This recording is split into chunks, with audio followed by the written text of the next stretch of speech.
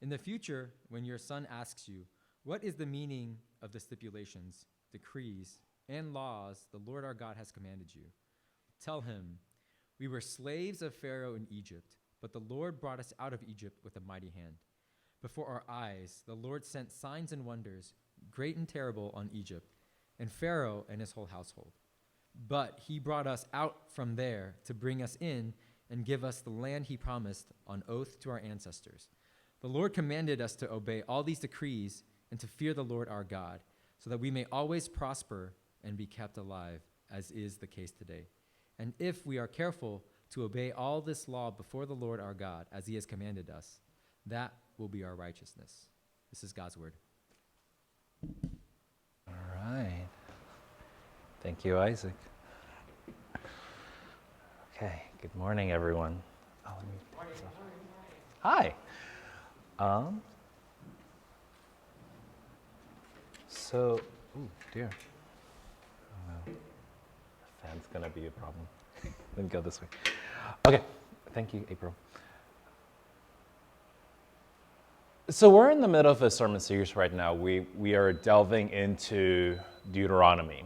It's this like book in the Old Testament, and it's usually seen as pretty dry and dusty. And specifically, we're covering chapters 5 and 6 so far.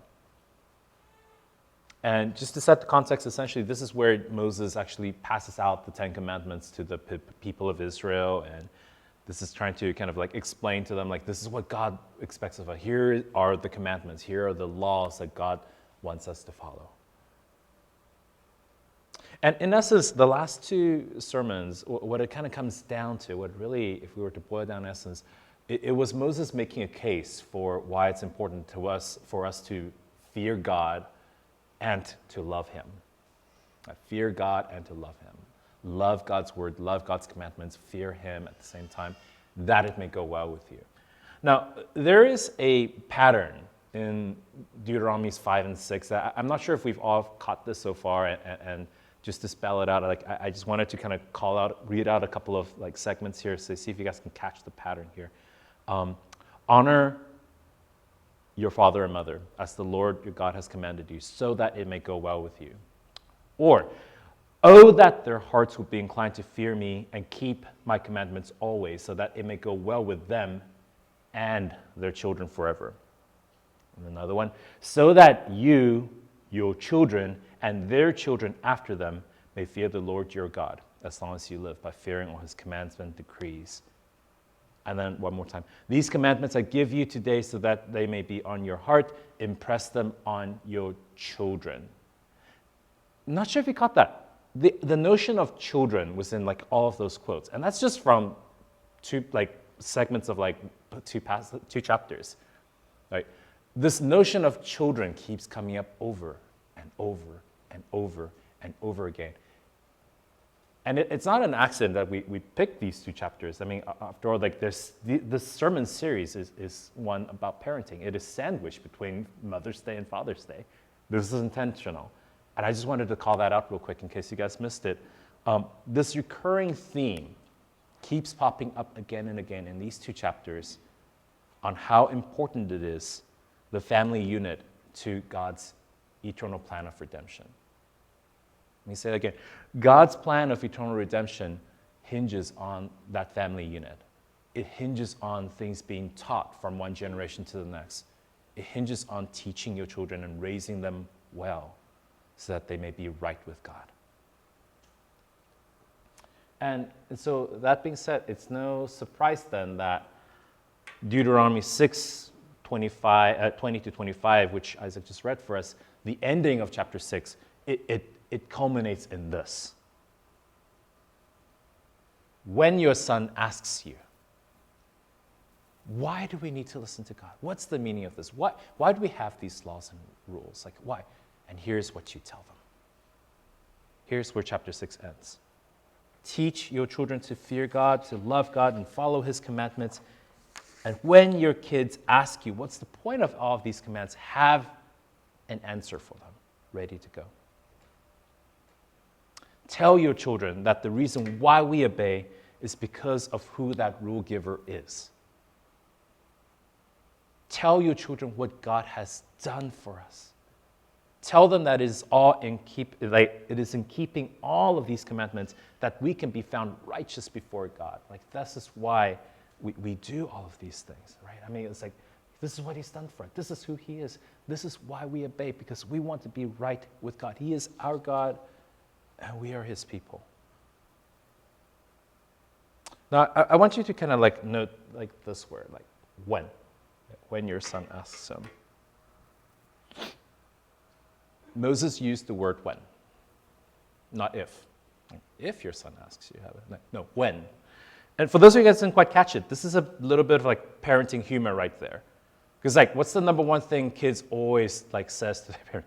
Why? Why? Why, daddy? Why, daddy? Why, mommy? Why do we need to learn this? Why do I have to eat this thing? It's gross. Why do I have to go? Why can't I go? Why do I have to go? Why should I? Why should we do what God tells us to do? Why? Kids ask that question a lot. A lot. I mean, I have like 4 years of experience on this thing so far, and like I'm already kind of like feeling it. Like those of you guys who have older kids, like I know you guys know what I'm talking about. Kids ask why all the time. And here's kind of like the funny thing. Even if they're not asking these questions out loud, I guarantee you they're thinking it. They are thinking it. Like every child asks why, as every adult has done as well when they were little. Everyone asks why. Okay? And even if they're not saying it out loud, it shows up in their tones and shows up in their facial expressions like, why should I do this? Why? Why do I have to eat this thing? Why can't I go? Why? And even if they're not saying it out loud, it shows up on their faces. They're thinking it. I promise you that. And it's really tempting in those parenting or teaching moments to kind of like think of those whys as them rebelling against authority, they're challenging you, and you kind of, which is probably why adults oftentimes use words and phrases like, I don't like your attitude, even though the kids are saying exactly what they're supposed to say.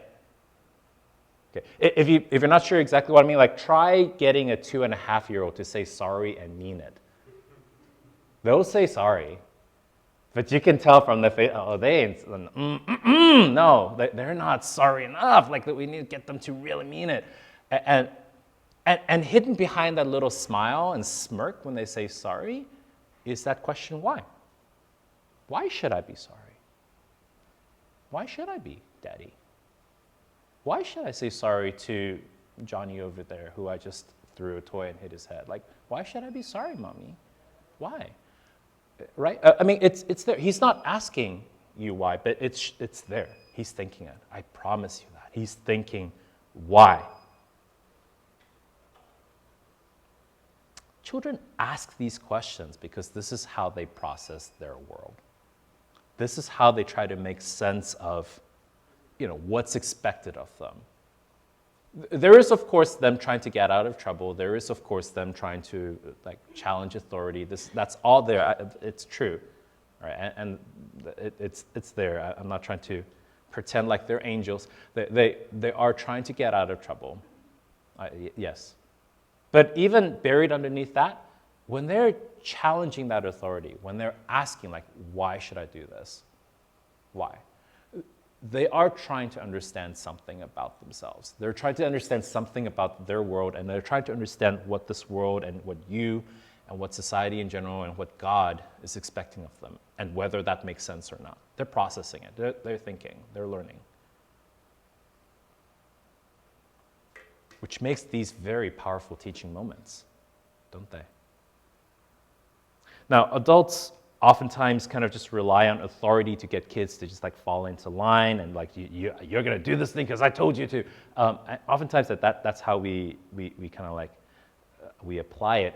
Now, to bring another example in, I did used to teach high school chemistry, and high school teachers kind of experience this too, just where even though back then I wasn't a parent, I experience it all the time because it just takes different forms. It takes the form of why do we need to learn this? Right? I mean, if you guys can kind of probably either ask this question. No, I'm sure all of you have asked this question. maybe not out loud, but like in your head, you've thought it. Like, why do I need to learn calculus? Like, what's the point of this thing? Why do I need to learn what the difference is between a covalent and an ionic bond? Like, who cares? And that's you trying to make sense. That's the student trying to make sense of their world and trying to understand what's expected of them and whether that makes sense or not. They're trying to figure things out, right? And for my time in high school when I taught, I gave myself this one challenge and my students this challenge. And I told my kids at the start of every school year, I'm going to teach you things and I'm going to give you tests and you're going to learn stuff. And you are, every single one of you here at any point, you're welcome to raise your hand and ask me, why does this matter, Mr. Lin? Why is this important? And if I can't give you an answer, let's not do it. Right? I mean, if I can't give them an answer other than the fact that it's in the textbook, that's not a good reason. If I can't give you a good answer for why this homework assignment matters, if I can't tell you why this question should exist on the test, if I can't tell you why this thing is important for you to learn, then why am I making you learn this thing? All right? And like my kids love it. They did it all the time, like all the time. Every test, like, Mr. Edward, why is this important? Like, they will do that, and they'll push me and challenge me. And for the most part, most of the time, like 99% of the time, I could give them like an answer.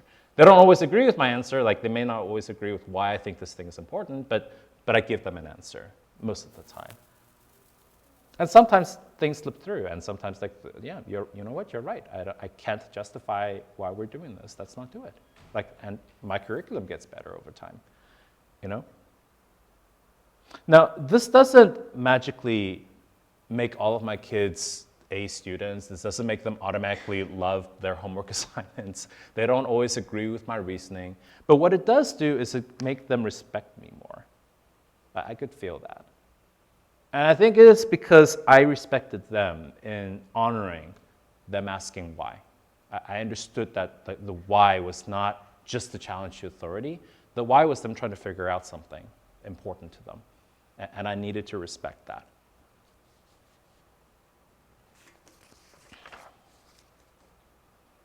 So let's try another example here. So I promise we'll get back to Deuteronomy. Any of you guys know what the golden circle is? Have you guys heard this? Ooh, you should YouTube that.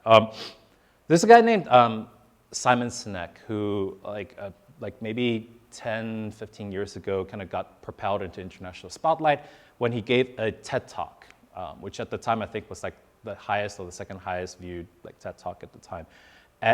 Basically just talking about the concept of why. Okay, and he gave this his whole presentation was a great presentation. He had like this little drawing pad and like this huge drawing pad, and this is all he drew on there. That was all he used for imagery in the entire presentation. And the idea is that like when we communicate, there are layers in what we're trying to say. There's the why, there's the how, and the what. And what he says in that talk is that most people, most organizations, most ad campaigns, most marketing strategies start with the what and work their way in. So the example he gave was, here is a car. It's a very nice car. It can go from 0 to 60 in this many seconds. It's got this many passenger seats. It's got this fold down thing. It's got a sunroof. It's got the latest in what have you, like all these features. It's a great car. Do you want to buy it? And that's usually how most people communicate. That's how most ad campaigns are run, and that's how most organizations run. And he says like that's fine and all. It just, it's kind of bland. It doesn't speak to the core, the heart of like what really drives and motivates people. And what he gets at is that like really inspirational people, really inspiring companies, like companies that like you look at, it's like they're going places. Companies like that, they flip it. They start with the why. And the example he gave, and I'm trying to do him justice, the example he gave was like Apple computers or iPhones. Apple says, starting with the why, We believe that we are here to challenge the status quo. We're here to do things differently than everyone else. We believe that phones can be beautiful, sleek, well-designed, and easy to use. It just happens to make great phones. Would you like to buy one? You see how that's a little bit different. You're flipping like the ordering, and you have like a solid vision behind the product or the services and the things that you're trying to sell people, and it grabs their attention much more, right? This notion of kind of starting with the why, and how why is so crucial to get down. Let me give you, just to kind of ground this again, let me give you guys like one more example. Raise your hand if you make bed in the morning. How many of you guys make your bed in the morning? Let me put my hand down, because I don't do that. But if you take, just one more time, just to embarrass everyone one more time. Raise your hand if you make your bed, and be honest. Raise your hand if you make your bed in the morning. Take a look around, and you can kind of see, they're in the minority, right? Okay, so to borrow from another motivational speaker, let me, just to ground this again and draw it back to parenting, because this I feel like is, for some, like none of the teenagers raise their hands. Let me just call that out. It's all parents. Let me call this out real quickly. There's this guy over here, his name is Admiral William McRaven, and he explains, I think, that one of the, and again, if you want to look him up, so the first one is look up Golden Circle. If you want to YouTube the second one, just like, why should I make my bed? And he'll pop right up. He gives, I think, the best reasoning I've ever heard for why the military insists on their recruits and soldiers making their beds in the morning. And there is a very good reason for it, right? And it starts with the why, So here, how about this? Like, let's say I was trying to convince my daughter, like, you should make your bed. And this will be a little hypocritical, because I don't do it myself just yet. But if I was to try and convince my daughter, like, you should make your bed, I might say something like, you should make your bed. Like, here, spread out, here's how you do it. Spread out the blanket, pull on each side, make sure it's tight, make sure it's neat. And then, like, yeah, that way your bed is all ready for you at the end of the day when you're tired, and you can fall right into a clean and nicely made bed, right? I just went from, like, you should do that. You should make your bed. Here's how you do it. Here's why you should do it. Went that side in. I de-emphasize the why. I put the why at the very end. Or I could say this to my daughter, Chloe, you want to become someone who can get things done. You want to become someone who can get things done, and if you want to be that person, you need to pay attention to details in the small things. Even something as trivial as making your bed in the morning. If you can get that right, you can do great things too. If you start off the morning by making your bed, you have your first victory of the day. Do you understand that? You've checked off that first item off your to-do list, and it sets you up so that you're encouraged to keep accomplishing more throughout the rest of your day. Now go make your bed. Do you see how that, you start with, like, the why. You acknowledge why is important. And it grabs you a little bit more. Like, I cannot guarantee results. I haven't tried this yet. Like, Chloe's not making her bed, so just to be totally transparent. But you can see how, like, at least for you, like, you understand that more. Like, the why has been addressed, and that is how we operate. We operate based off of the why, right? If you have ever done, like, speech and debate, they talk about pathos, logos, and ethos, and how at the very top is, like, pathos and ethos, like you addressing the credibility of the source, and you're addressing, like, the emotional needs of the thing. That's the why. Here's why you do that. Before you get to the logic, before you get to, like, here's the features, you address the why. So if your kids ask you, why should I do my dishes? Why can't I go out with my friends? Don't dismiss that. That why is important. The why matters. So, oh, there we go. Wait, wrong side. Oh my gosh. I might need help to go to the next slide. Tell them why. Next one. Thank you. So, bringing this back to God, because I feel like we've been in parenting. Let's come back to God. And let's, pretend you've just been asked by a child why we ought to obey God's commandments.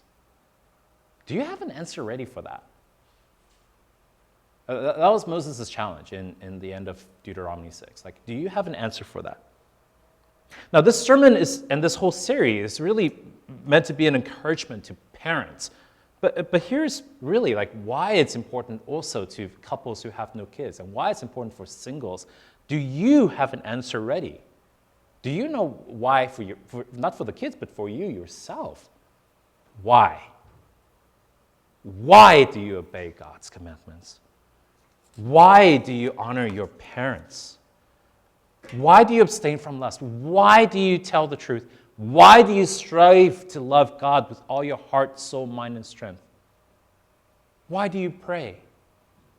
Why are you here right now this Sunday? Why? Do you ask yourself that question? And if not, you should, because the why matters. And if a kid asks you why, you should have an answer ready, because the why matters. And if your answer to those questions, like why obey God, and if your answer is because my parents brought me up this way, your child has every right to challenge that. Your child has every right to say, that why doesn't justify what's expected of me. They have a right to say that, because it's not big enough. That's not a big enough reason to justify the why. Now, Moses suggests for his parents at the time the following answers for why they ought to obey God. Here's how you answer your children, Israelite parents. Here's how. You remind your kids who the rule giver is. It's Yahweh. It's God. You remind them of the rewards of obedience and how God has brought them out of slavery to Egypt, saved you, brought you out, fed you in the wilderness, gave you a promised land. And you remind them that you can only celebrate perfect righteousness and rightness with God if you keep all of his commandments. Here's how you answer that, parents, back then.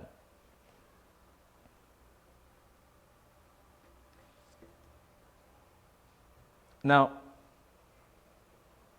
do kids, bring back to modern times, do kids obey their parents because the parents gave them a list of very logical reasons for why they ought to do the things that they're told? Like, no.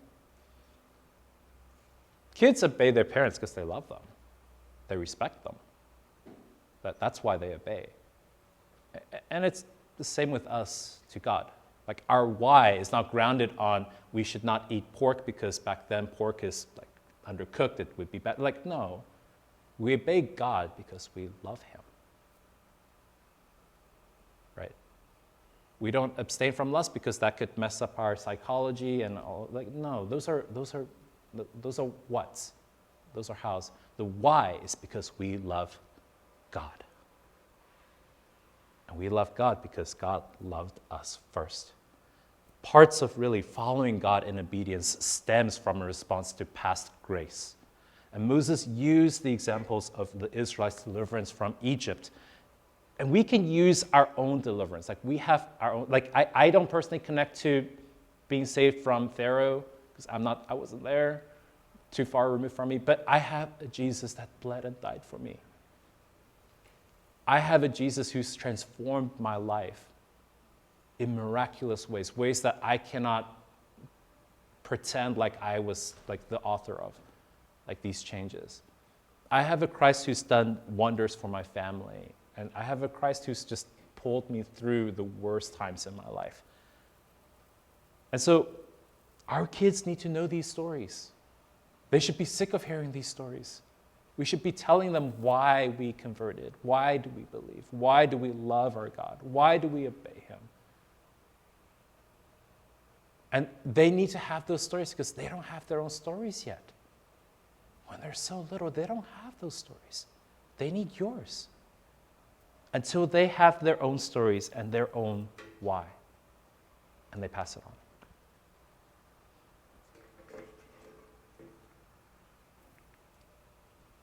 So, Yeah, next slide. Thank you. I'm not sure if can I get the next slide, please, Michael? Thank you. Okay. Now, it's important to note, just kind of drawing, I have time, I can keep going. Moses' instructions to the Israelites is helpful for Christians, but we need to kind of like, just to bring Jesus back into the mix, because every sermon should talk about Jesus. Moses called Israel to perfect obedience, which in turn would give them evidence of their own righteousness. And we see here again, like if we are careful to obey all, not some, not most, all this law for the Lord our God as he has commanded, that will be our righteousness. That is how we get right with God. Because again, remember, the whole thing of like the way this is set up, God is righteous and holy. He cannot abide sin. Sin gets destroyed in his presence. We can't approach God even if he wanted us to approach him as a sinful human being. That doesn't work. We need to be made righteous before we can approach him. And the way we do that, the way we get closer to our God, Israel, is we need to be made righteous. And the way we get made righteous is we follow God's commandments. Now, there's a problem with this. None of Moses' audience and none of us here in the audience today could live up to that calling. No, nobody. None of us can meet all the laws. Not a single one. And Moses knew this when he said that. Later on in Deuteronomy, the same book, he talks about, to this day, the Lord has not given you a heart to understand or eyes to see and hear. Later on, also in verse 31, he talks about how, for I know how rebellious and stubborn you are. Behold, even today, while I am yet alive with you, you have been rebellious against the Lord. He knows, even while he's giving out the 10 Commandments, he knows, y'all are going to break them. I'm breaking them. None of us are able to meet this. And there's the Jesus, like hidden in that. I'm not sure if you guys spot that. There's the Jesus. Doesn't mention Jesus because Jesus wasn't born yet. He doesn't. But Moses knew this was not a complete plan. He knew. He knew. Like, follow all these commandments and you'll be right with God. There's no way any of us can follow these commandments. God wouldn't give these commandments to me if he didn't have a purpose. There's a purpose. There's something coming. And the book of Hebrews in the New Testament talks about Moses as someone who had hope for the future. He knew something was coming, and he had hope in that. He placed his hope in that, and that was what's counted to him as his righteousness. Moses, that's his why. It's not the laws and commandments. Like his why was that God gave us these laws. We cannot possibly begin to meet them, and God will help us meet them somehow. I have hope in that. That's his righteousness. That's his why. Poor Moses, like always the one left out. He gets to the promised land and cannot set foot in there. Do you guys see that? Cannot set foot in the promised land. He sees it right there. He knows it's coming. He cannot set foot in there. He sees the promise of Jesus, the promise of a Messiah, the promise of a Savior, but he's not in the right time. He doesn't get to step foot into that. He missed out twice. Missed out twice. And so God sets up Moses' law covenant to be a ministry of really condemnation. These laws were never meant to be perfectly kept by us. And so when our children ask us, why do we need to follow these commandments? Explain that to them. We're going to do our best, son. My girl, we're going to do our best. And you will fail. And that's okay. Because God meant it that way. There's a reason for that. There's grace in that. There's mercy in that. There's mercy in that. And that's a God worth following. So to sum up, Daddy, why do we have to listen to God's commandments? We listen to God's commandments because God first loved us, even though we didn't deserve it. That's the why.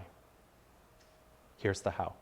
Even though we were still sinners, he created a pathway for us to be made righteous in order that we may be with him in the death and resurrection of his Son, Jesus Christ. And here's the what. In recognizing the grace extended to us, we are moved to follow his commandments and honor him with our lives. Next slide. Can I hit the next slide? Yeah, this is not working. Michael, there you go. Thank you. So, in closing, like 2 things, just to wrap this up. For the parents, what makes a good parent? Like I've thought about this a lot in the last few years. Like what would make me a good dad? And I mean, I think everyone knows that it's not signing up your kids for all the extracurricular activities. It's not sitting down with them to do their homework with them. That's part of it, but it's not the totality or even the majority of it, right? That's not the main point. And it's interesting that like so much of what we do, like if we were to calculate a percentage of our time spent as parents, so much of it is invested in these things. That's interesting to me. You know, as I was kind of prepping the sermon, it's like, if I think about like the things I do as a parent that matters most, how much of that am I doing? And how much of it is fluff? And it's a very humbling thought. It's a very humbling thought. Always be ready to answer your kids. Why? Why do we do this? Even if they don't ask you, they're thinking it. Learn to spot that in their eyes. Like they're thinking it. They're asking it in their heads. They're just not saying it out loud, but they're asking it. Don't wait for them to ask you. Tell them. Tell them why. And the last slide. For the kids, and I knew that we have youth in the audience, and I wanted to make sure they're not left out of this. For the kids, last slide.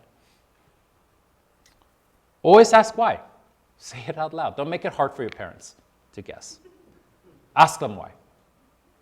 Do it respectfully if you can. Do your best. Like I know it's hard sometimes, and I know you're frustrated, and I know you're trying to figure. Like, if you can, do it respectfully, but ask why. Ask them why. You know, here's the thing that I had to learn over the years with my mom and me as a dad. Parents want to be good parents. There's not a parent in here who once set out trying to be a bad parent. Not a single one. Nobody's like that. Every parent is trying to be the best parent they can be. And sometimes kids, they need your help to teach them how. This is how you do it. You ask them why. You give them opportunities to explain the things most important to them. You give them opportunities to tell you stories about God's grace in their lives. You talk to them, and this will make them better parents, I promise you. This will make them more understanding of you. This will make you more understanding of them. And sometimes really asking why is the gentlest ways to teach your parents how to parent better. You know?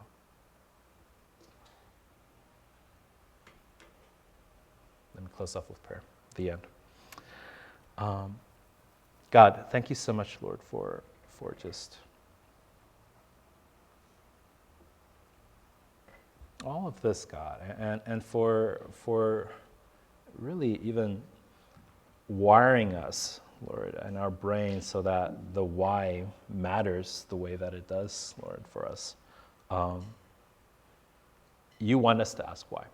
You want our kids to ask why. You encourage it. And you've said that like no one who knocks at the doors of heaven will be turned away, Lord. And so let us ask why. Don't let us sit in this sanctuary and sing these songs and pray these prayers because that's just what we did last Sunday and that's what we're going to do next Sunday and this is just tradition. No, Lord, give us something heavier than that to hinge why we do these things. And when we are asked, God, whether out loud or in the rebellious gazes of our kids, God, why we do these things, give us the wisdom and humility to answer well, Lord. Thank you.